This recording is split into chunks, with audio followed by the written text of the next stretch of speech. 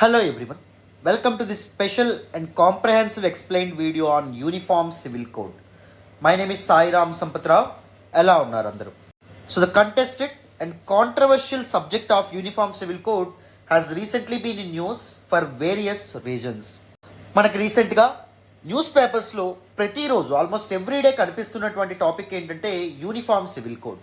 So majority of my students ask sir please explain, please make a comprehensive video on this topic, that is Uniform Civil Code. That is the reason why I came up with this particular video. So before understanding the concept of Uniform Civil Code in a holistic manner, in a comprehensive manner, we need to understand why this UCC has been in news recently and lately. So recently Uniform Civil Code ఎందుకు న్యూస్లో ఉంది, వార్తల్లో ఉంది అనేటటువంటిది మనం తెలుసుకోవాలి.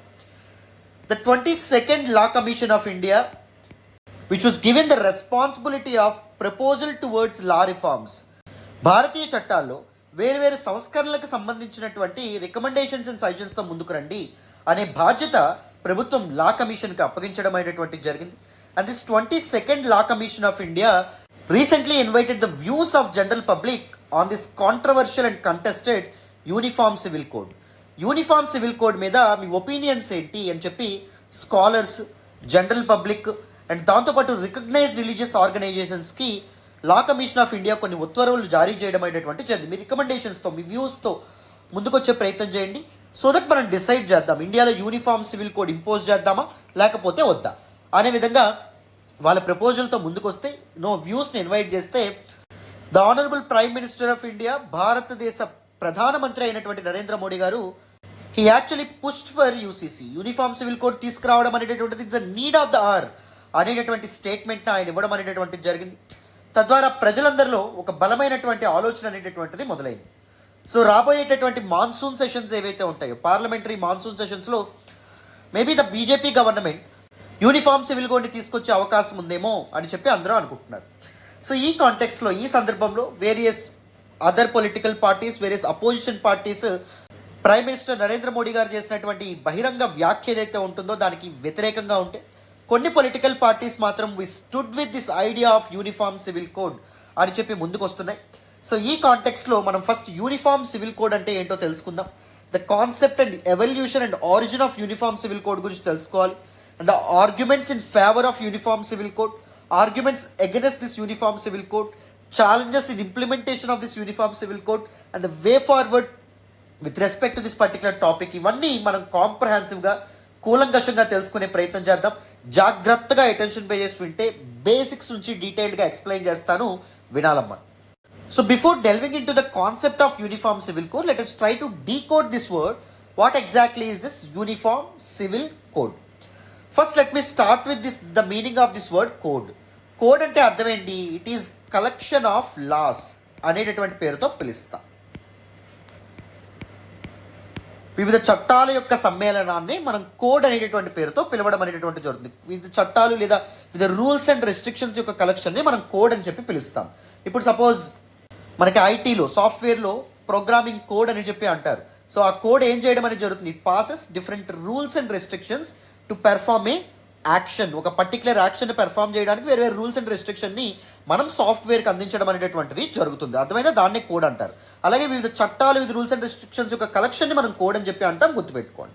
And what exactly is the meaning of this word civil?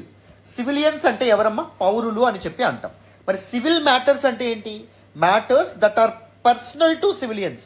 పౌరుల యొక్క వ్యక్తిగత విషయాల గురించి చెప్పేటటువంటి మ్యాటర్స్ని సివిల్ మ్యాటర్స్ అంటాం అనమాట. మనకి చట్టాలు అనేటటువంటివి ఏ దేశంలో అయినా టూ టైప్స్గా ఉండడం అనేది జరుగుతుంది. వన్ ఈజ్ సివిల్ లాస్ అనేటటువంటివి ఉంటాయి, సెకండ్ వన్ క్రిమినల్ లాస్ అనేటటువంటివి ఉంటాయి. క్రిమినల్ లాస్ అనేటటువంటివి they try to punish criminal acts like robbery, దొంగతనం కానీ, లేకపోతే ఫ్రాడ్ కానీ, లేకపోతే మనీ లాండరింగ్ కానీ, మర్డర్ కానీ, రేప్ కానీ, ఇవన్నీ క్రిమినల్ యాక్ట్స్ కింద రావడం అనేటటువంటిది జరుగుతుంది. మరి what exactly are this civil laws? The laws that are governing personal matters of civilians. Like marriage అనేటటువంటిది is a personal matter of civilians, right? Succession అనేటటువంటిది it's a personal matter of civilians. And diverse, ఎలిమోనీ, ఇలాంటివన్నీ personal matters అవుతాయి. వీటికి సంబంధించినటువంటి చట్టాలు ఏవైతే ఉంటాయో వాటిని సివిల్ చట్టాలుగా పరిగణించడం అనేటటువంటిది జరుగుతుందమ్మా. ఓకేనా? క్లారిటీ వచ్చిందని అనుకుంటున్నాను. మరి what exactly is the meaning of this word uniform? Uniform అంటే కాన్స్టెంట్ ఆర్ ఇన్వేరబుల్ అని చెప్పి అర్థం. Whatever the circumstances are, ఇవి ఎప్పుడు చేంజ్ అవ్వవు అనమాట. దే రెసిస్ట్ చేంజ్ అని చెప్పి అర్థం. ఓకేనా? మరి ఇప్పుడు పూర్తిగా యూనిఫామ్ సివిల్ కోడ్ అంటే అర్థం ఏంటో చూద్దాం. That simply mean constant civilian laws for all the members of the country irrespective of the religions. ఇంకా సింప్లిఫై చేస్తే ఇప్పటి వరకు ఎలా ఉందంటే we already had uniform criminal code. మన క్రిమినల్ లాస్ అనేటటువంటివి అందరికీ irrespective of the religions, so అన్ని మతాల వారికి ఒకలాగే ఉండమనేది జరిగింది. So criminal laws like IPC, Indian penal code, లేకపోతే code of criminal procedure CrPC, లేకపోతే ఇండియన్ ఎవిడెన్స్ యాక్ట్ ఏదైతే ఉంటుందో, ఇవన్నీ మనకి క్రిమినల్ చట్టాల కింద మనం పరిగణించడం అనేది జరుగుతుంది. ఈ చట్టాల యొక్క కలెక్షన్ మొత్తం మనం క్రిమినల్ కోడ్ అంటాం.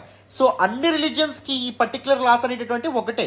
ఫర్ ఎగ్జాంపుల్, ఒక హిందూ మర్డర్ చేసిన ఒకే శిక్ష, ఒక ముస్లిం మర్డర్ చేసిన ఒకే శిక్ష, ఒక క్రైస్తవుడు మర్డర్ చేసిన ఒకే శిక్ష, ఒక జైన మతస్థుడు మర్డర్ చేసిన ఒకే శిక్ష, లేకపోతే ఒక బౌద్ధ మతస్థుడు మర్డర్ చేసిన ఒకే శిక్ష, ఒక పార్సీ మతస్థుడు మర్డర్ చేసిన ఒకే శిక్ష. సో ఒక హిందూ రేప్ చేసిన ఒకే శిక్ష, ముస్లిం రేప్ చేసిన ఒకే శిక్ష, క్రిస్టియన్ రేప్ చేసిన ఒకే శిక్ష. క్రిమినల్ లాస్ అనేటటువంటి అందరికీ ఒకటే, యూనిఫామ్గా ఉన్నాయి. బట్ కానీ ఇప్పటి వరకు ఇండియాలో సివిల్ లాస్ ఏవైతే ఉన్నాయో అవి యూనిఫామ్గా లేవంట. ఒక్కొక్క మతానికి ఒక్కొక్కట్లాగా ఉండడం అనేటటువంటిది జరిగింది. అంటే హిందూ సివిలియన్స్ ఎవరైతే ఉంటారో, హిందూ మతానికి చెందినటువంటి జనరల్ పబ్లిక్ ఎవరైతే ఉంటారో, వాళ్ళ మ్యారేజ్ని గవర్న్ చేయడానికి ఒక పర్సనల్ లా, వాళ్ళ యొక్క సక్సెషన్ని గవర్న్ చేయడానికి ఒక పర్సనల్ లా అలా ఉంటే, క్రిస్టియన్స్ కంటూ ఒక వేరే పర్సనల్ లాస్, ముస్లింలకంటూ వేరే పర్సనల్ లాస్, ఇలా ఉండడం అనేటటువంటిది జరిగింది. సో ఇప్పుడు యూనిఫామ్ సివిల్ కోడ్ ఏం చేస్తుందంట? Uniform civil code is simply idea of having a common code of personal laws for people of all religions. అన్ని మతాలకు చెందినటువంటి ప్రజలు ఎవరైతే ఉన్నారు, జనరల్ పబ్లిక్ ఎవరైతే ఉన్నారో, వాళ్ళ యొక్క పర్సనల్ లాస్ అన్నింటినీ ఒకే ఘాటిన కట్టి అందరికీ ఒకే పర్సనల్ లాస్ అనేటటువంటివి ఏర్పాటు చేసేటటువంటి ప్రక్రియే యూనిఫామ్ సివిల్ కోడ్గా మనం చెప్పొచ్చు. క్లారిటీ వచ్చిందని అనుకుంటున్నాను. What exactly is the idea of uniform civil code, what exactly is the concept of uniform civil code. సింపుల్గా డెఫినేషన్ అనేటటువంటి చెప్తాను చూడండి. So uniform civil code it is an idea of one law for the entire country. దేశం మొత్తానికి ఒకే personal law, applicable to all religious communities. అన్ని మతస్థులకి ఒకే personal లా ఉండాలి ఇన్ దేర్ పర్సనల్ మ్యాటర్స్. అర్థమైందా? ఏంటంటే అవి మ్యారేజ్ కానీ, డివోర్స్ కానీ, ఇన్హెరిటెన్స్ కానీ, అడాప్షన్ కానీ. ఇప్పటి వరకు ఎలా ఉంది? హిందూ మ్యారేజ్ లా ఒకటి ఉండేది, ఇస్లామిక్ మ్యారేజ్ లా ఒకటి, క్రైస్తవులకు వేరే మ్యారేజ్ లాస్, ఇలా ఉండడం అనేది జరిగింది. పర్సనల్ లాస్ ఒక్కొక్క మతానికి ఒక్కొక్కలాగా ఉన్నాయి. బట్ క్రిమినల్ కోడ్ మాత్రం అందరికీ ఒకలాగా ఉంది. సో ఇప్పుడు యూనిఫామ్ సివిల్ కోడ్ ద్వారా ఏం చేస్తున్నారు?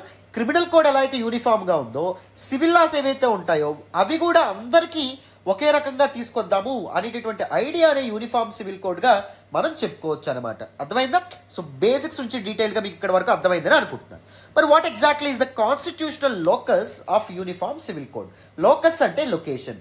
యూనిఫామ్ సివిల్ కోడ్ అనేటటువంటి ఈ కాన్సెప్ట్, ఈ ఐడియా మన కాన్స్టిట్యూషన్లో, భారత రాజ్యాంగంలో ఏ పార్ట్లో మెన్షన్ చేయబడ్డం అనేటటువంటిది జరిగింది? చూడండి అమ్మ, భారత రాజ్యాంగం, Indian constitution, the basic and fundamental law of the nation, దానిలో ఉన్నటువంటి పార్ట్ 4 ఏదైతే ఉంటుందో, 4వ భాగం ఏదైతే ఉందో, దాని యొక్క టైటిల్ డిపిఎస్పీస్ అంటాం. Directive principles of state policies అని చెప్పడం అనేటువంటి జరుగుతుంది. ఆదేశిక నియమాలు లేదా ఆదేశిక సూత్రాలు అనేటటువంటి పేరుతో పిలుస్తాం. ఈ డిపిఎస్పీస్లో ఉన్నటువంటి ఆర్టికల్ 44 అనేటటువంటిది ఎక్స్ప్లిసిట్గా యూనిఫామ్ సివిల్ కోడ్ గురించి మాట్లాడడం అనేటువంటి జరుగుతుంది. ఇంతకీ ఆర్టికల్ 44లో ఏం చెప్పారమ్మా? The state, that is a రాజ్యము, shall endeavor to secure a uniform civil code for the citizens throughout the territory of India.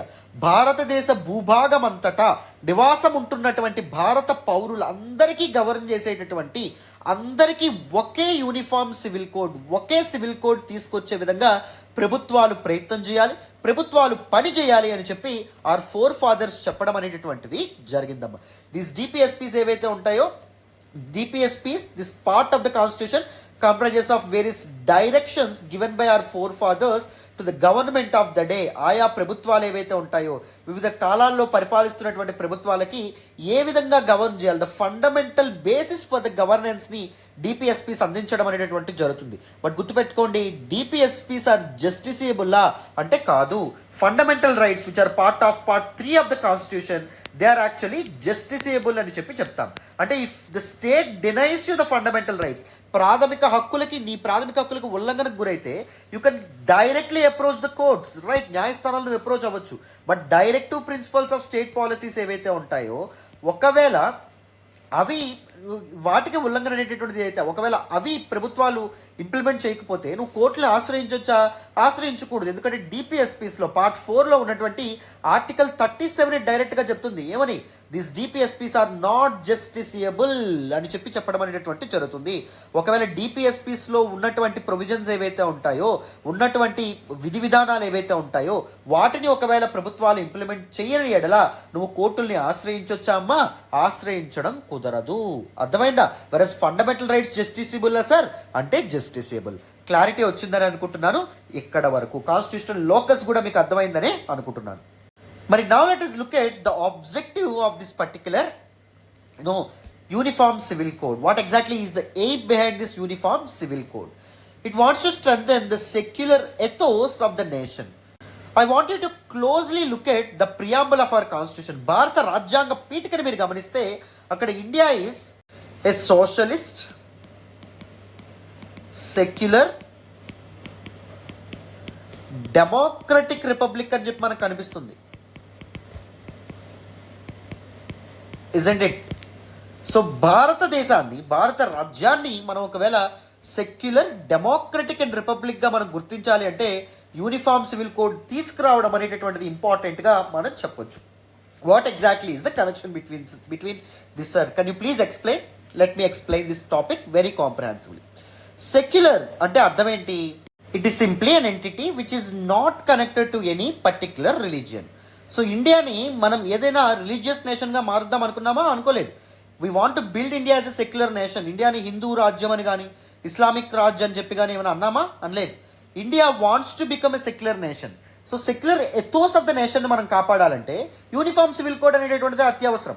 So ఒక్కొక్క మతానికి ఒక్కొక్క పర్సనల్ లాస్ అనేటటువంటివి మనం ఇస్తున్నామంటే ఒక్కొక్క మతాన్ని ఒక్కొక్క రకంగా మనం ట్రీట్ చేస్తున్నట్టు. Is it really upholds the secular ethos of the nation? కాదు కదా. సో యూనిఫామ్ సివిల్ కోడ్ తీసుకురావడం ద్వారా అన్ని మతాలకు చెందినటువంటి వ్యక్తులకు కూడా ఒకే పర్సనల్ లా ఏదైతే ఉంటుందో దాన్ని తీసుకురావడం ద్వారా మనం ఏం చేయొచ్చు? We can uphold the secular ethos of the nation. Isn't it? Next democratic అని చెప్పి అన్నాం. డెమోక్రసీ మీనింగ్ ఏంటండి? Power in the hands of the people. ప్రజల చేతుల్లో పవర్ అనేటటువంటిది పెట్టడం. అంత అవునా కాదా? అవును కదా. మరి ఇంకా క్లోజ్గా డెమోక్రసీ అనే పదాన్ని మనం గమనిస్తే ప్రజల చేతుల్లో పవర్ అనేది పెట్టడం కాదు, ప్రజలందరికీ ఈక్వల్ పవర్ అనేటటువంటిది కూడా ఇవ్వడం. సో ప్రజలందరికీ మనం ఈక్వల్ పవర్ ఎప్పుడు ఇవ్వగలుగుతాం? ప్రజలందరినీ ఈక్వల్గా ట్రీట్ చేసినప్పుడు, ప్రజలందరినీ ఒకే స్టేటస్ అనేటటువంటిది ప్రజలందరికీ అటాచ్ చేసినప్పుడు. సో ఒక్కొక్క మతం వేరు అని చెప్పి మనం చెప్తున్నప్పుడు నిజంగా డెమోక్రసీ అనేటటువంటిది ఇదవుతుందా? ఒక్కొక్క మతస్థుడికి వేరువేరుగా పవర్ అనేటటువంటిది మనం అందిస్తున్నాం. Isn't it? ఒక్కొక్క మతస్థుడికి వేరువేరు లివరేజెస్ అనేటటువంటిది మనం ఇస్తున్నాం. అప్పుడు డెమోక్రటికల్ ఎథోస్ అనేటటువంటిది సస్టైన్ అవుతున్నట్ట? కాదు. So through uniform civil code అందరికీ ఒకే పర్సనల్ లా తీసుకురావడం ద్వారా మనం democratic ethos of the nation ఏదైతే ఉందో దాన్ని కూడా ఇది చేయొచ్చు. అండ్ రిపబ్లిక్ సుమారు 600 పైగా డెఫినేషన్స్ అనేటటువంటివి ఉన్నాయి. But one of the most commonly used definition ఏంటి అంటే a republic state, a republic nation is simply a nation without a hereditary head. So people ద్వారా ఎన్నికైనటువంటి రిప్రజెంటేటివ్స్, పబ్లిక్ అని ఉంది కదా, పీపుల్ ద్వారా ఎన్నికైనటువంటి రిప్రజెంటేటివ్స్ చేత పరిపాలింపబడితే ఆ పర్టికులర్ జోగ్రఫికల్ ఎంటిటీని మనం రిపబ్లిక్గా పిలవడం అనేటటువంటి జరుగుతుంది. ఆ పర్టికులర్ పొలిటికల్ ఎంటిటీని మనం రిపబ్లిక్గా పిలవడం అనేటటువంటిది జరుగుతుంది.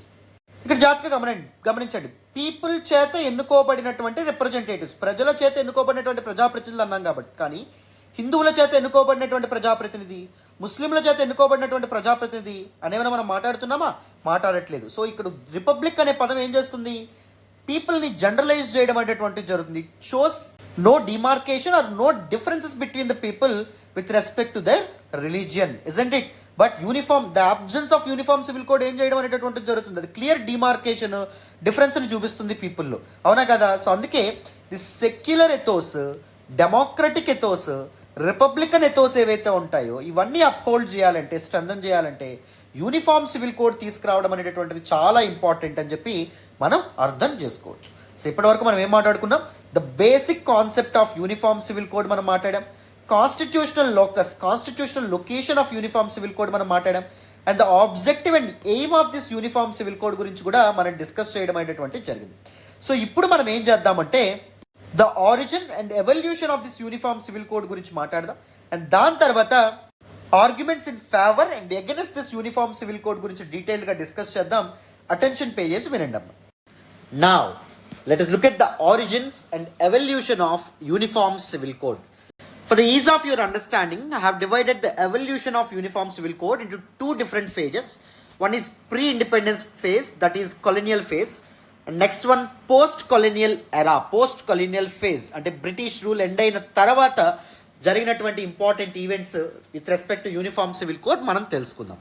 First let us try to understand pre-independence age. Charter Act of 1833 necessitated the constitution of a law commission in India.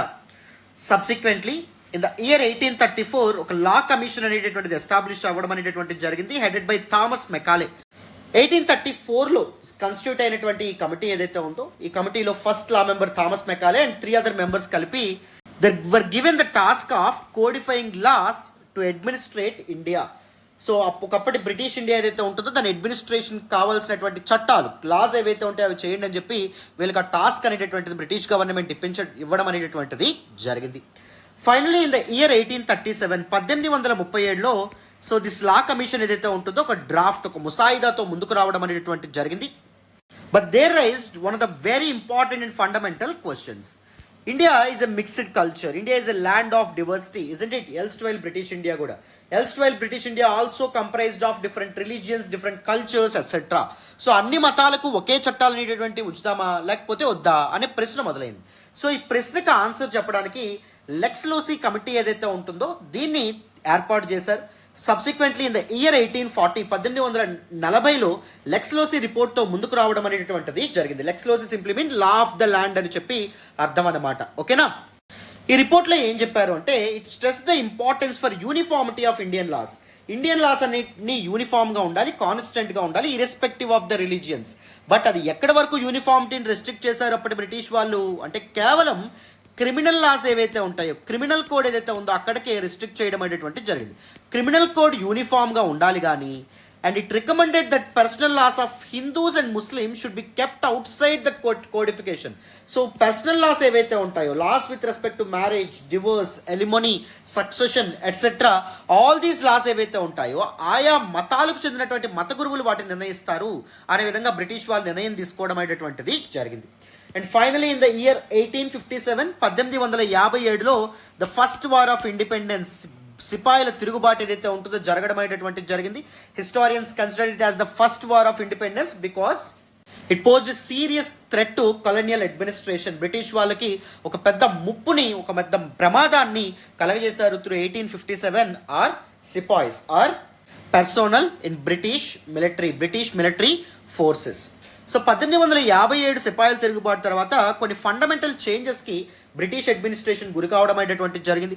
1857 ముందు ఈస్ట్ ఇండియా కంపెనీ అడ్మినిస్ట్రేషన్ ఉంటే 1857 తర్వాత east India company was out and the direct rule of crown, British crown చేత డైరెక్ట్గా Indian sub continent పరిపాలింపబడడం అనేటటువంటిది జరిగింది.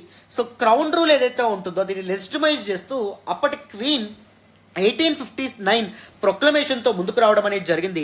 ఈ ప్రొక్లమేషన్లో భాగంగా ఏం చెప్పారు అంటే it promised absolute non interference in religious మ్యాటర్స్లో బ్రిటిష్ గవర్నమెంట్ ఎట్టి పరిస్థితుల్లోనూ ఇన్వాల్వ్ అవ్వదు అని చెప్పి వాళ్ళు ప్రామిస్ చేయడం అనేటటువంటిది జరిగింది. ఎందుకంటే 1857 సిపాయి మీటింగ్ గల one of the very important reason ఏంటి అంటే బ్రిటిషర్స్ తరచూ these Indian internal religious matters ఏవైతే ఉంటాయో వాటిలో జోక్యం చేసుకోవడం వల్ల రిలీజియస్ ఫండమెంటలిస్టులు ఎవరైతే ఉన్నారో వాళ్ళందరూ బ్రిటిష్ వాళ్ళకి వ్యతిరేకంగా ఉద్యమం చేద్దాం అనుకున్నారు. ఆ టైంలో వహాబీ మూమెంట్ ఇలాంటి మూమెంట్స్ అన్నీ రైజ్ అవ్వడం అనేటటువంటిది జరిగింది. అందుకే సో 1857 సిపాయి మీటింగ్ గల కారణాలను విశ్లేషించుకున్నటువంటి బ్రిటిష్ గవర్నమెంట్ ఏం చేసింది, ఇండియా యొక్క ఇంటర్నల్ రిలీజియస్ మ్యాటర్లో మేము ఇన్వాల్వ్ అవ్వము అని చెప్పడం అనేటటువంటిది జరిగింది. Finally so uniform criminal code తీసుకొచ్చారు కానీ through IPC, Indian penal code, లేకపోతే code of criminal procedure etcetera. But కానీ మనకి యూనిఫామ్ సివిల్ కోడ్ని బ్రిటిష్ గవర్నమెంట్ తీసుకొచ్చిందా అంటే తీసుకురాలేదు, గుర్తుపెట్టుకోవాలి. Then what happened in the post colonial phase? The year 1947, in the month of August, the erstwhile British India was divided into two sovereign nations. One is Pakistan, second one India. Right? So మొత్తానికి భారతదేశానికి స్వాతంత్రం వచ్చిన తర్వాత భారతదేశం కంటూ ఒక constitution, ఒక రాజ్యాంగం అనేటటువంటిది ఏర్పాటు చేసుకోవాలనే ఉద్దేశంతో కాన్స్టిట్యూంట్ అసెంబ్లీ అనేటటువంటిది ఏర్పడింది. రాజ్యాంగ పరిషత్తు ఏర్పాటు అవ్వడం అనేటువంటిది జరిగింది. And the constitutional drafting committee headed by doctor BR Ambedkar ఒక కాన్స్టిట్యూషనల్ డ్రాఫ్ట్తో ముందుకొచ్చారు, ఒక ముసాయిదాతో ముందుకు రావడం అనేటటువంటి జరిగింది. సో కాన్స్టిట్యూషనల్ డ్రాఫ్టింగ్ కమిటీ తీసుకొచ్చినటువంటి ముసాయిదా ఏదైతే ఉందో దానిలో ఈ ప్రొవిజన్స్ ఉండాలా, ఈ ప్రొవిజన్స్ తీసివేయాలా అనేటటువంటి విధంగా చాలా డిబేట్స్ ఏవైతే ఉంటాయో అవి జరగడం అనేటటువంటిది జరిగిందనమాట. చాలా సంప్రదింపులు అనేటటువంటివి జరగడం అనేది జరిగింది, చాలా చర్చలు అనేటటువంటివి, డెలిబరేషన్స్ అనేటటువంటివి జరిగినాయి. The year 1948, the month of November, 23rd November 1948, entire day అనేటటువంటిది it was actually dedicated to the concept of, to the idea of uniform civil code అమ్మ. యూనిఫామ్ సివిల్ కోడ్కి ఆ పర్టికులర్ ఇదేదైతే ఉంటుందో ఆ డే మొత్తాన్ని డెడికేట్ చేశారు. సో కొంతమంది leaders like Ambedkar కానీ, కేఎం మున్షి కానీ, కృష్ణస్వామి అయ్యర్ కానీ, నెహ్రూ కానీ, they argued for the implementation of uniform civil code through out the territory of India. Uniform civil code అనేటటువంటిది ఏర్పాటు చేయాలని వీళ్ళు చెప్తే, బట్ సమ్ రిలీజియస్ ఫండమెంటలిస్టులు ఎవరైతే ఉన్నారో, ఫండమెంటలిస్ట్ అంటే ఎవరు అంటే the person who follows religious scriptures strictly and strongly. Religious text ఏవైతే ఉంటాయో వాటిని పర్ఫెక్ట్గా ఫాలో అయ్యేటటువంటి వాళ్ళని ఫండమెంటలిస్ట్ అనేటువంటి పేరుతో పిలుస్తాం. ఔరంగజేబ్ ఈజ్ రిలీజియస్ ఫండమెంటలిస్ట్ అంటాం, ఎందుకంటే రిలీజియస్ టెక్స్ట్ ఖురాన్లో కానీ లేకపోతే అదర్ ఇస్లామిక్ టెక్స్ట్లో చెప్పినటువంటి విషయాలు ఆయన తూచా తప్పకుండా ఫాలో అవడం అనేటువంటి జరిగింది. కాబట్టి సమ్ అదర్ రిలీజియస్ ఫండమెంటలిస్టులు ఎవరైతే ఉన్నారో like Mohammad Ismail from Madras, Nazaruddin Ahmad from West Bengal and B Pocker Sahib Bahadur from Madras.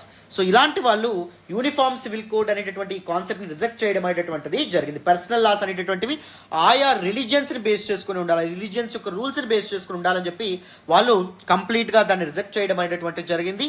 Uniform civil code అనేటటువంటి ఈ టాపిక్ని కాంట్రవర్షియల్ చేయడం అనేటటువంటిది జరిగింది. Finally so this concept of this idea of UCC అనేటటువంటిది దేనిలో ఇంక్లూడ్ చేశారు అంటే పార్ట్ 4 ఆఫ్ ద కాన్స్టిట్యూషన్, భారత రాజ్యాంగంలోని 4వ భాగమైనటువంటి డైరెక్టివ్ ప్రిన్సిపల్స్ ఆఫ్ స్టేట్ పాలసీస్లో ఆర్టికల్ 44లో ఇంక్లూడ్ చేయడం అనేటటువంటి జరిగింది. Remember, DPSPs are not justiciable in nature. అది మీరు చక్కగా గుర్తు పెట్టుకోవాలి, ఓకేనా? అది గుర్తు పెట్టుకోవాలి. సో మొత్తానికి డిపిఎస్పీస్లో ఎలా యూసీసీ భాగమైందో మీకు అర్థమైందని అనుకుంటున్నాను. And in the later years some reforms were proposed by different leaders. ఆ రిఫార్మ్స్లో భాగంగా ద హిందూ కోడ్ బిల్ అనేటటువంటి తీసుకొచ్చారు, the Hindu succession act of 1956, ఎందుకంటే హిందువుల యొక్క పర్సనల్ మ్యాటర్స్ ఏవైతే ఉంటాయో వాటికి సంబంధించినటువంటి చట్టాల కోసం. ద హిందూ మ్యారేజ్ యాక్ట్ కానీ, మైనారిటీ అండ్ గార్డియన్షిప్ యాక్ట్ కానీ, అడాప్షన్స్ అండ్ మెయింటెనెన్స్ యాక్ట్ కానీ, స్పెషల్ మ్యారేజెస్ యాక్ట్ ఏవైతే ఉంటాయి, ఇలాంటి చట్టాలు అనేటటువంటి తీసుకురావడం అనేది జరిగింది. ఆల్ దీస్ యాక్ట్స్ ఏవైతే ఉంటాయి, లాస్ ఏవైతే ఉంటాయి, వీటి యొక్క కలెక్షన్ ఏమవుతుంది, సివిల్ కోడ్ ఆఫ్ హిందూస్ అవ్వడం అనేటటువంటి జరుగుతుంది. అలాగే క్రిస్టియన్స్ యొక్క ఇలాంటి చట్టాలు ఏవైతే ఉంటాయో ఒక్కొక్క చట్టం అన్ని కలిపి సివిల్ కోడ్ ఆఫ్ క్రిస్టియన్స్ అవ్వడం అనేటటువంటిది జరుగుతుంది అనమాట. సో హిందువులకు ఒక సివిల్ కోడ్, క్రిస్టియన్స్కి ఒక సివిల్ కోడ్, ముస్లిమ్స్కి ఒక సివిల్ కోడ్ కాకుండా అందరికీ ఒకే సివిల్ చట్టాలు అనేటటువంటి ఉండాలనే ఉద్దేశంతో తీసుకొచ్చినటువంటి ఐడియాయే యూనిఫామ్ సివిల్ కోడ్. సో అప్పటి నుంచి that is right from the promulgation of the constitution itself in various platforms, various leaders uniform civil code తీసుకురావడం దేశానికి అత్యవసరం అని చెప్పి చాలా వాదనలతో ముందుకు వచ్చారమ్మ, ఓకేనా? సో వాటన్నింటి గురించి ఇప్పుడు మాట్లాడదాం అండ్ సమ్ జుడిషియల్ ఇంటర్వెన్షన్స్ గురించి కూడా డిస్కస్ చేద్దాం, వినండి.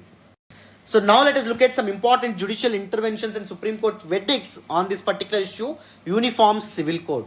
The first and foremost and most famous and classic example for the case related to Uniform Civil Code, that is Shabano case అమ్మ. 1985లో జరగడం అనేటటువంటిది జరిగింది. Shah Bano, she is actually 75-year-old woman. So ఈవిడి యొక్క భర్త ఎవరైతే ఉన్నారో ఆయన ట్రిపుల్ తలాక్ ద్వారా 3 సార్లు తలాక్ అని చెప్పి ఈవిడికి ఈవిడికి డివర్స్ అనేటటువంటిది ఇవ్వడం అనేటటువంటిది జరిగింది. సో అప్పటికి అది యాక్సెప్టబుల్. ట్రిపుల్ తలాక్ అనేటటువంటిది ఇప్పుడు బ్యాన్ అవ్వడం అనేటటువంటిది జరిగింది కానీ, సో సుప్రీంకోర్టు కొట్టివేయడం అనేటటువంటిది జరిగింది కానీ అప్పటికి యాక్సెప్టబుల్. సో డైవర్స్ తీసుకున్నాడు. మరి ఈవిడికి రావాల్సినటువంటి మెయింటెనెన్స్ విషయం దృష్ట్యా కూడా ఇస్లామిక్ లాస్ ఏం చెప్తాయి అంటే the maintenance should be paid by the husband till the period of ఇద్దత్, that is so no triple talaq చెప్పినటువంటి డైవర్స్ తీసుకున్నటువంటి 90 రోజుల వరకే మెయింటెనెన్స్ అనేటటువంటిది ఇవ్వాలి అనేటటువంటి రూల్ ఉండడం అనేది జరిగింది. ఆ రూల్కి ఎగ్నెస్ట్గా షాబానో సో సుప్రీంకోర్టుని ఆశ్రయిస్తే సుప్రీంకోర్టు ఏం చెప్పడం అనేటటువంటిది జరిగిందంటే ఇట్ ఈస్ ఇల్లీగల్, మెయింటెనెన్స్ ఆ సమయం వరకే ఇవ్వడం అనేటటువంటిది అది సరైన పద్ధతి కాదు అని చెప్పి సుప్రీంకోర్టు చెప్పడంతో పాటు it is the need of the hour for implementation of uniform civil code.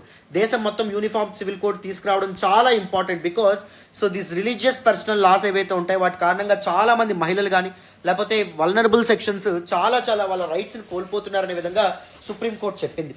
And Daniel Latifi case, and దాంతోపాటు Sarla Mudgal versus union of India case, and John Vallamattom case, ఇలాంటి కేసెస్లో కూడా సుప్రీంకోర్టు పలుసార్లు సో యూనిఫామ్ సివిల్ కోడ్ తీసుకురావాల్సినటువంటి ఆవశ్యకత గురించి చెప్పడం అనేటటువంటిది జరిగిందమ్మా. This all cases are very important with respect your UPSC civil service examination. So అందుకే నేను ఇక్కడ అన్నింటినీ ఇంక్లూడ్ చేయడం అనేటటువంటిది జరిగింది. So now let us look at some arguments in favor of uniform civil code. Uniform civil code తీసుకురావాలి అని చెప్తున్నటువంటి వాళ్ళు ఎలాంటి ఆర్గ్యుమెంట్స్ చేస్తున్నారు, యూనిఫామ్ సివిల్ కోడ్ తీసుకురావడానికి ఛాలెంజెస్ ఉంటాయని చెప్తున్న వాళ్ళు ఎలాంటి ఛాలెంజెస్ గురించి మెన్షన్ చేయడం అనేది జరిగిందో చూద్దాం, జాగ్రత్తగా వినండి. సో ఎవరైతే యూనిఫామ్ సివిల్ కోడ్ తీసుకురావాలంటున్నారో వాళ్ళు ఏం చెప్తున్నారు అంటే, ఫస్ట్ ఇంపార్టెంట్ రీజన్ ఏం చూపిస్తున్నారంటే నేషనల్ ఇంటిగ్రేషన్ అనేటటువంటిది చూపిస్తున్నారు. సో ఇండియాకి స్వాతంత్రం వచ్చి చాలా 75 ఏళ్ళు దాటిపోతుంది. అండ్ దాంతోపాటు ఆర్ ప్రియాంబుల్లో కానీ లేకపోతే ఆర్ కాన్స్టిట్యూషనల్ వాల్యూస్ని మనం క్లోజ్గా గమనిస్తే ఇండియా అనేటటువంటి సెక్యులర్ నేషన్ అని చెప్పి మనం గర్వంగా పిలుచుకుంటున్నాం. India is not a monotheistic nation just like our Pakistan. ఇండియాతో పాటు స్వతంత్రం వచ్చినటువంటి Pakistan, it was never secular, it is a monotheistic nation. But India we boast about our self as a secular nation. మరి సెక్యులర్ దేశంలో ఇలాంటి ఒక మతపరమైనటువంటి చట్టాలకి తావేంటి, సో వాటి అవి ఉండడం వెనక అసలు రేషనల్ ఏంటి అని చెప్పి కొంతమంది అంటున్నారు. సో నేషనల్ ఇంటిగ్రేషన్ అండ్ దాంతోపాటు ఫ్రెటర్నిటీ, బ్రదర్హుడ్ అనేటటువంటి సస్టైన్ అవ్వాలి అంటే సో మతాల బేసిస్ మీద ఉన్నటువంటి ఈ చట్టాలు ఏవైతే ఉంటాయో ఇవన్నీ తొలగిపోయి యూనిఫామ్ సివిల్ కోడ్ తీసుకురావడం అత్యవసరం అని చెప్పి చెప్తున్నారు. Check on vote bank politics. So different రిలీజియన్స్కి ఒక డిఫరెంట్ చట్టాలు ఉండడం వల్ల డిఫరెంట్ రిలీజియస్ పీపుల్ ఎవరైతే ఉంటారో వాళ్ళు వేరు విధంగా ట్రీట్ చేయబడుతుండడం వల్ల సో వాటిని పొలిటీషియన్స్ వాళ్ళ ఓట్ బ్యాంక్ కోసం ఉపయోగించుకుంటున్నారు. సో వాళ్ళకి సంబంధించినటువంటి కార్యక్రమాలే చేయడం కానీ లేకపోతే మత విద్వేషాలకు సంబంధించినటువంటి ఇవేవైతే ఉంటాయో వాటిని రెచ్చగొట్టడం కానీ, సో మత విద్వేషాలు ప్రజల భావోద్వేగాలు రెచ్చగొట్టడం కానీ, ఆ విధంగా ఓట్స్ తెచ్చుకోవడం కానీ ఇలా చేస్తున్నారు. అదే అందరికీ ఒకే లా అనేటటువంటిది ఉంటే there is no point in religious discrimination, isn't it? So అందుకోసం అని చెప్పి మనకి యూసీసీ యూనిఫామ్ సివిల్ కోడ్ తీసుకురావాలని చెప్పి అంటున్నారు. And sign of a modern progressive nation. Uniform civil code అనేటటువంటిది ఒక చిహ్నం కింద, ఒక సింబల్ కింద పనిచేస్తుందంట. ఇండియా అనేటటువంటిది ఒక మోడర్న్ ప్రోగ్రెసివ్ నేషన్గా మారుతుంది అనేటటువంటి దానికి యూనిఫామ్ సివిల్ కోడ్ ఒక సింబల్గా ఉంటుంది. సో అందుకు తీసుకురావాలి యూనిఫామ్ సివిల్ కోడ్ అని చెప్పారనమాట. ఒక అభ్యుదయమైనటువంటి దేశంగా మనం మారాలి అంటే ఇలాంటి మార్పులు చేర్పులు తప్పకుండా మన లీగల్ సిస్టమ్కి చేయాలి. And more rights to women. So majority of these religious ఇవేవైతే ఉంటాయో, religious acts and religious personal laws ఏవైతే ఉన్నాయో they are actually misogynistic in nature. అంటే ఆడవాళ్ళకి వ్యతిరేకంగా ఉండడం అనేటటువంటిది జరుగుతుంది, రైట్? సో అలా కాకుండా ఉమెన్ యొక్క రైట్స్ అనేటటువంటి అప్హోల్డ్ కావాలి అంటే యూనిఫామ్ సివిల్ కోడ్ తీసుకురావడం వెరీ ఇంపార్టెంట్ అని చెప్తున్నారు. Strengthen the secular ethos of the nation. దీని గురించి మనం ఆల్రెడీ మాట్లాడుకున్నాం. We boast about the secular nature of our constitution, secular nature of our nation, isn't it? So మరి అది అప్హోల్డ్ అవ్వాలి అంటే ఇది చాలా ఇంపార్టెంట్. యూనిఫామ్ సివిల్ కోడ్ తీసుకురావడం ఇంపార్టెంట్ అని చెప్పి చెప్తున్నారు. More coherent legal system. ఒక బలమైనటువంటి న్యాయ వ్యవస్థ అనేటటువంటిది ఏర్పడాలంటే ఒక కన్ఫ్యూజన్ లేకుండా ఒక single line based legal system ఏర్పడాలి అంటే యూనిఫామ్ సివిల్ కోడ్ అనేటటువంటిది చాలా ఇంపార్టెంట్ అనే విధంగా మనకి చెప్తున్నారు. ఈ కన్ఫ్యూజన్ పోవాలి అంటే, ఎందుకంటే చాలా కోర్ట్స్లో ఇప్పటికీ ప్రాపర్టీస్, డైవర్స్ సంబంధించినటువంటి ఇష్యూస్ ఇంకా చాలా కాలం పాటు ప్రొలాంగ్ అవ్వడం అనేటటువంటి జరుగుతుంది. దానివల్ల పీపుల్ మీద అది చాలా నష్టాలు అనేటటువంటివి జరుగుతుంది. పీపుల్కే చాలా సామాన్య ప్రజలకి, జనరల్ పబ్లిక్కే చాలా నష్టం జరుగుతుంది. సో అలా కాకుండా ఒక కోహరెంట్ లీగల్ సిస్టమ్ ఏర్పడాలి అంటే యూనిఫామ్ సివిల్ కోడ్ ఇంపార్టెంట్ అనే విధంగా మనకి చాలామంది చెప్తున్నారు. And what exactly some challenges. మరి యూనిఫామ్ సివిల్ కోడ్ తీసుకురావాలంటే, ఇంత మంచి చేసేటటువంటి యూనిఫామ్ సివిల్ కోడ్ తీసుకురావాలంటే ఎటువంటి సవాళ్ళు ఉన్నాయి? ఫస్ట్ వన్ చూడండి, formidable and tedious task head. So చాలా కష్టంతో కూడినటువంటి విషయం. సో అన్ని మతాల తాలూకా పర్సనల్ లాస్ అనేటటువంటి ఒక దగ్గరికి తీసుకొచ్చి సో వాటిలో ఏ మతానికి అన్యాయం జరగకుండా అన్నింటినీ కూర్చి ఒక దగ్గర ఒక పర్సనల్ కోడ్ అనేటటువంటి తీసుకురావడం అంత ఈజీ అయినటువంటి విషయమా? ఈజీ అయినటువంటి విషయం కాదు. ఎందుకంటే అన్ని మతాలకు సంబంధించినటువంటి పర్సనల్ లాస్ మీద నాలెడ్జ్ ఉండేటటువంటి పర్సోనల్ ఉండాలి. ఆ స్కాలర్స్ కూడా మనకి అవైలబుల్గా ఉంటారా అంటే అది చాలా చాలా కష్టం. సో ఎవరి యొక్క భావోద్వేగాలను కానీ ఎవరి యొక్క ఇంట్రెస్ట్ని కానీ అండర్మైన్ చేయకుండా ఒక యూనిఫామ్ సివిల్ కోడ్ అనేటటువంటి తీసుకురావడం మాటలతో చెప్పినంత ఈజీయా అంటే కాదని చెప్పి మనం అర్థం చేసుకోవచ్చు. Opposition from minorities uniform civil కోడ్కి టైమ్ అండ్ అగైన్ ఎప్పుడు అపోజిషన్తో ముందుకునో ఎప్పుడు ఎదుర్కొంటారు. ఎందుకంటే ఈ మెజారిటీ వ్యూ పాయింట్ ఏదైతే ఉందో వాటిని మా మీద రుద్దుతారేమో. సో ఇండియాలో మెజారిటీ హిందూస్ యొక్క వ్యూ పాయింట్ మా మీద రుద్దే ప్రయత్నం చేస్తారేమో హిందువులు అని చెప్పి మైనారిటీస్ ఎప్పుడు భయభ్రాంతులకు గురవుతున్నారు అనమాట. దానికి ఎగ్నెస్ట్గా మైనారిటీస్ని సెన్సిటైజ్ చేయడం, వాళ్ళని ఎడ్యుకేట్ చేయడం కూడా ఇంపార్టెంట్ అమ్మ. Lakh of political will. So ఎప్పటి నుంచో గవర్నమెంట్స్ తీసుకొస్తామని చెప్పినప్పటికీ నిజంగా పొలిటికల్ విల్ ఉంటే వాళ్ళు తీసుకొచ్చేవాళ్ళు. బట్ కానీ పొలిటికల్ విల్ ఉందా, తీసుకొద్దామనే ఉద్దేశం నిజంగా చిత్తశుద్ధి వాళ్ళకు ఉందా అంటే లేదు. ఎందుకు లేదు? సో కాంగ్రెస్ గవర్నమెంట్ ఎప్పటి నుంచో యూనిఫామ్ సివిల్ కోడ్కి వ్యతిరేకం అయినప్పటికీ సో బీజేపీ గవర్నమెంట్ మనకి 2000s బీజేపీ గవర్నమెంట్ అధికారంలో ఉన్నప్పుడు కూడా this particular uniform civil code ఏదైతే ఉందో యూనిఫామ్ సివిల్ కోడ్ని తీసుకొద్దాం అనుకుంది. కానీ అప్పటి పార్లమెంట్లో సరైనటువంటి బలం అనేటటువంటిది అప్పటి బీజేపీకి లేదు. ఎందుకంటే బీజేపీ సింగిల్ ఎజెండా పార్టీగా లేదు, అప్పటి ఎన్డీఏగా ఉండమనేటటువంటి జరిగింది, సంకీర్ణ ప్రభుత్వంలో ఉండమని జరిగింది, కోయిలేషన్ గవర్నమెంట్తో ఉండడం అనేటటువంటిది జరిగింది. సో మిగిలినటువంటి ఎన్డీఏలో ఉన్న బీజేపీ కాకుండా మిగిలిన పార్టీలు సో యూనిఫామ్ సివిల్ కోడ్కి సపోర్ట్గా ఉంటారో లేదో బీజేపీకి తెలియదు, అవునా? సో అందుకే అప్పుడు మేము యూనిఫామ్ సివిల్ కోడ్ని నుంచి వెనక్కి వెళ్ళడం అనేటువంటిది జరిగింది. బట్ 2014లో 2014లో నరేంద్ర మోడీ గవర్నమెంట్ ఎప్పుడైతే ఏర్పడిందో సో కావాల్సినటువంటి మెజారిటీతో ఏర్పడడం అనేది జరిగింది. సో వీళ్ళు 3 ఎజెండాస్తో ముందుకు వచ్చారు. ఫస్ట్ వన్ ఏంటి అంటే అయోధ్య బాబ్రీ మసీద్ ఇష్యూ, సో అయోధ్య అనేటటువంటిది నిర్మించాలి. సెకండ్ వన్ ఏంటి అంటే కాన్స్టిట్యూషన్, భారత రాజ్యాంగం జమ్మూ అండ్ కాశ్మీర్కి ఇచ్చినటువంటి స్వయం ప్రతిపత్తి ఏదైతే ఉంటుందో ఆర్టికల్ 370 ద్వారా ఇచ్చినటువంటి అటానమీ ఏదైతే ఉంటుందో దాన్ని రద్దు చేయాలి. థర్డ్ ఇంపార్టెంట్ థింగ్ ఏంటంటే యూనిఫామ్ సివిల్ కోడ్. సో ఇప్పటికీ నరేంద్ర మోడీ గవర్నమెంట్ ఈ పై రెండింటిని ఇది చేయడం అనేటువంటి జరిగింది. ఆర్టికల్ 370 ఏదైతే ఉంటుందో దీన్ని 2019 ఆగస్ట్ 5వ తారీఖున ఆర్టికల్ 370ని రద్దు చేస్తూ నిర్ణయం తీసుకున్నారు. వెరాజ్ దిస్ బాబ్రీ మసీద్ అండ్ అయోధ్య కేసు ఏదైతే ఉంటుందో దానికి సంబంధించి సుప్రీంకోర్టు నుంచి ఒక వెల్కమింగ్ వెడ్డిక్ట్ వచ్చింది. గవర్నమెంట్కి సపోర్టివ్గా ఒక వెడ్డిక్ట్ అనేటువంటిది రావడం అనేది జరిగింది.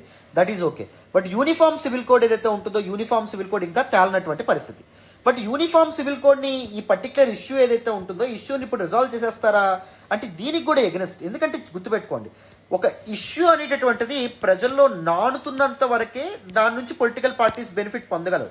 ఒకవేళ ఇష్యూ రిజాల్వ్ అయిపోయింది అనుకోండి, సొల్యూషన్ టు ఎన్ ఇష్యూ అది ఒక పొలిటికల్ పార్టీకి అంత మేలు చేయదు. ఒక ఇష్యూ లేదా ఒక గందరగోళం, ఒక కేయోటిక్ సిచ్యువేషన్ ఒక పొలిటికల్ పార్టీ మేలు చేసినంతగా ఒక సొల్యూషన్ మేలు చేస్తుందా అంటే మేలు చేయదు. ఎందుకంటే ఇష్యూ ఎప్పుడు, ఒక ప్రాబ్లం ఎప్పుడు ప్రజల యొక్క భావోద్వేగాలు ఏవైతే ఉంటాయో వాటిని రెచ్చగొట్టడం అనేటటువంటిది జరుగుతుంది. సో అందుకే యూనిఫామ్ సివిల్ కోడ్ మీద ఎప్పుడో రిజల్యూషన్ తీసుకొస్తాం అన్నప్పటికీ దాన్ని వీలుగా ప్రజల్లో నాంచే ప్రయత్నం చేస్తున్నారు, కానీ దానికి సొల్యూషన్ తీసుకొచ్చే ప్రయత్నం చేస్తుందా?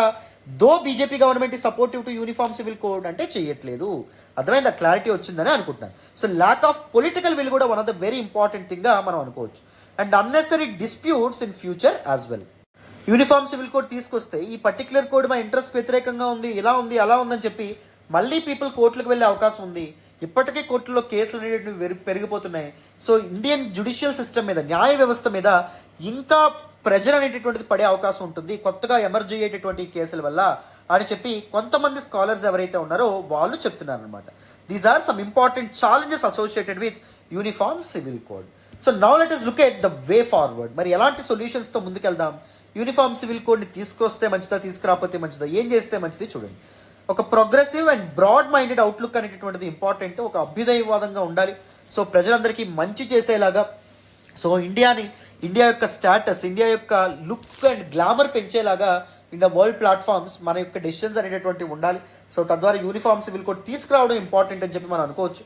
And education, awareness and sensitisation campaigns, ముఖ్యంగా ఎవరైతే మైనారిటీస్ యూనిఫామ్ సివిల్ కోడ్ వస్తే మా యొక్క రైట్స్ కానీ హక్కులకు కానీ ఉల్లంఘన గురవుతుంది అని చెప్పి భావిస్తున్నారు, వాళ్ళని ఎడ్యుకేట్ చేసే ప్రయత్నం చేయాలి, వాళ్ళని చైతన్యవంతులను చేయాలి, వాళ్ళకి సెన్సిటైజేషన్ క్యాంపెయిన్స్ ఏవైతే ఉంటాయో అవి కూడా గవర్నమెంట్ కండక్ట్ చేయాలి. అసలు ఇంతకీ యూనిఫామ్ సివిల్ కోడ్ అంటే ఏంటి, ఈ విషయాలు ఏవైతే ఉంటాయో వాటిని ప్రజలకు తెలియపరచాలి. UCC should be drafted keeping in mind the best interest of all the religions.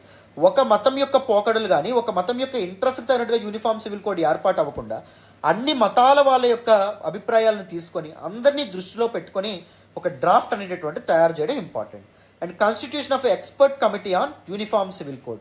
Uniform civil కోడ్తో ఒక ప్రామినెంట్ అండ్ ఎమినెంట్ జ్యూరిస్టులతో కలిపినటువంటి, అంటే న్యాయవాదులు అండ్ దాంతోపాటు జడ్జిలతో, రిటైర్డ్ జడ్జెస్, ఇలాంటి ఎక్స్పీరియన్స్ పీపుల్తో కలిపినటువంటి కలగలిసినటువంటి ఒక కమిటీ అనేటటువంటిది ఏర్పాటు చేయడం ద్వారా మనం సరైనటువంటి యూనిఫామ్ సివిల్ కోడ్ని డ్రాఫ్ట్ చేయగలమని చెప్పి మనం చెప్పుకోవచ్చు. అర్థమైందా? So this is everything you need to know about uniform civil code. So uniform civil code గురించి కాంప్రహెన్సివ్గా అందరికీ అర్థమైందని అనుకుంటున్నాను. మీరు నేర్చుకోవడమే కాకుండా వేరే వాళ్ళకు కూడా చెప్పేంత స్థాయిలో మీరు ఉన్నారనే నేను అనుకుంటున్నాను. రైట్? సో ప్రిలిమ్స్ అండ్ మెయిన్స్కి సంబంధించి మొత్తం అన్నీ డిస్కస్ చేసాం. సో కామెంట్ బాక్స్లో నాకు ఒక ఆన్సర్ చెప్పండి. సో ఇండియాలో యూనిఫామ్ సివిల్ కోడ్ ఇంప్లిమెంట్ అవుతున్నటువంటి ఓన్లీ స్టేట్ ఏంటో నాకు కామెంట్ బాక్స్లో తెలియపరచండి. అండ్ ఆ స్టేట్లో యూనిఫామ్ సివిల్ కోడ్ని ఇంప్లిమెంట్ చేసినటువంటి తీసుకొచ్చినటువంటి యూరోపియన్ పవర్ ఏంటో కూడా నాకు కామెంట్ బాక్స్లో తెలియజెప్పండి. ఎంతవరకు కరెక్ట్గా చెప్తారో చూద్దాం. Okay, so this all about this particular class నాన్న. మళ్ళీ నెక్స్ట్ క్లాస్లో కలుద్దాం. Thank you so much for all the support and love so far. Bye అమ్మా.